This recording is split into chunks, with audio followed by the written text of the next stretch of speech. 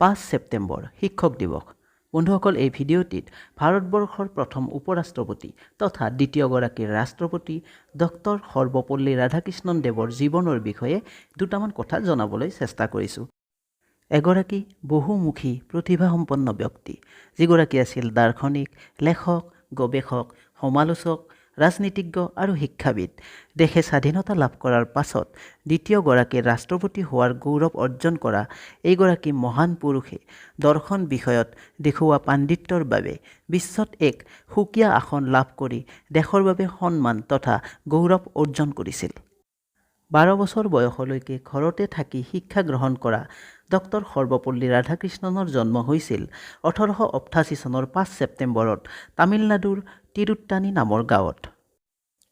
1903 চনত FA পৰীক্ষাত উত্তীৰ্ণ হৈ মাদ্ৰাছৰ খ্ৰীষ্টিয়ান মহাবিদ্যালয়ৰ পৰা সন্মানসহ স্নাতক আৰু পাছত দৰ্শন বিষয়ত স্নাতকোত্তৰ উপাধি লৈ 1908 চনত মাদ্ৰাছৰ প্ৰেছিডেন্সি কলেজত শিক্ষকতা জীৱনৰ পাতনি মেলে।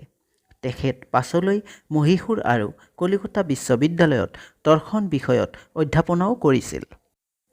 1926 চনত আমেৰিকাত অনুষ্ঠিত বিশ্ববিদ্যালয়ৰ সন্মিলনত ভাৰতক প্ৰতিনিধিত্ব কৰি ৰাধাকৃষ্ণনে যি বক্তৃতা প্ৰদান কৰিছিল, সেই দিনৰ পৰাই তেখেতৰ প্ৰতিভা বিশ্ববাসীয়ে গম পাইছিল।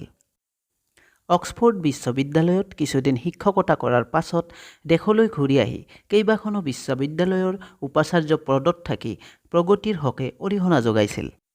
শিক্ষকতা জীৱনৰ 40 বছৰ শিক্ষা জগতলৈ সেৱা আগবঢ়াই জীৱনৰ শেষৰ ফালে ৰাজনীতিত প্ৰৱেশ কৰি অহিংস নীতিৰে এই দিশতো সুখ্যাতি অৰ্জন কৰিছিল। 1950 চনত ৰাছিয়াৰ ৰাষ্ট্ৰদূত পদত নিযুক্তি পোৱা ৰাধাকৃষ্ণনে দুবাৰ উপৰাষ্ট্ৰপতি পদত থকাৰ পাছত 1967 চনত দেশৰ সৰ্বোচ্চ পদ ৰাষ্ট্ৰপতিৰ আসন অলংকৃত কৰিছিল। ডি.লিট উপাধিৰে সন্মানিত ৰাধাকৃষ্ণনে ভাৰতীয় দৰ্শন, বেদান্তৰ ইতিহাস, ধৰ্ম আৰু সমাজ, দি প্ৰিন্সিপাল অৱ উপনিষদ, হিন্দুৰ জীৱন দৰ্শন আদিকে ধৰি প্ৰায় 7 কোটিৰো অধিক মূল্যৱান গ্ৰন্থ ৰচনা কৰিছিল। 1903 চনত শিৱা কামুৰ লগত ডক্টৰ সৰ্বপল্লী ৰাধাকৃষ্ণনে বিবাহপাশত আবদ্ধ হয়। এগৰাকী শিক্ষক হিচাপে ডক্টৰ সৰ্বপল্লী ৰাধাকৃষ্ণনে শিক্ষা জগতখনলৈ বিশেষভাৱে সেৱা আগবঢ়ায়। 1975 চনত 17 এপ্ৰিল তাৰিখে 86 বছৰ বয়সত ভাৰতৰ চেন্নাইত তেখেতে এই সংসাৰৰ পৰা বিদায় লয়। শিক্ষক হিচাপে শিক্ষা জগতখনলৈ বিশেষভাৱে সেৱা আগবঢ়োৱা ডক্টৰ সৰ্বপল্লী ৰাধাকৃষ্ণনৰ পবিত্ৰ স্মৃতিৰ অৰ্থে তেখেতৰ জন্মদিনটো শিক্ষক দিৱস হিচাপে ৰাষ্ট্ৰীয়ভাৱে পালন কৰা হয়। বন্ধুসকল, ভিডিঅ'টি যদি ভাল লাগে লাইক, শ্বেয়াৰ আৰু ছাবস্ক্ৰাইব কৰি বেল আইকন দবাবলৈ নাপাহৰিব। ধন্যবাদ।